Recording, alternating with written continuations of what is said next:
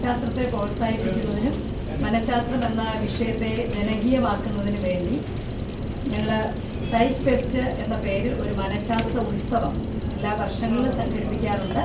ഈ വർഷവും ഫെബ്രുവരി 12 മുതൽ 15 വരെയുള്ള ദിവസങ്ങളിൽ ഈ ഒരു ഫെസ്റ്റ് സംഘടിപ്പിക്കുകയാണ്. അപ്പോൾ കേരളത്തിലെ വിവിധങ്ങളായ കോളേജുകളിൽ നിന്ന് പങ്കെടുക്കുന്ന ഡെലിഗേറ്റ്സായിട്ടും വോളണ്ടിയേഴ്സായിട്ടും ഒരുപാട് സ്റ്റുഡൻസ് ഇതിനകത്ത് പങ്കെടുക്കുന്നുണ്ട്. ഇതിനോടനുബന്ധിച്ച് എക്സിബിഷനുകൾ, പേപ്പർ പ്രസൻറ്റേഷൻ, മനഃശാസ്ത്ര ക്യൂസ്, കോൺക്ലേവുകൾ, സെമിനാറുകൾ ഇങ്ങനെ തുടങ്ങി വിവിധങ്ങളായ പരിപാടികൾ ഈ ഒരു പ്രോഗ്രാമിൽ ഞങ്ങൾ ചിട്ടപ്പെടുത്തിയിട്ടുണ്ട്.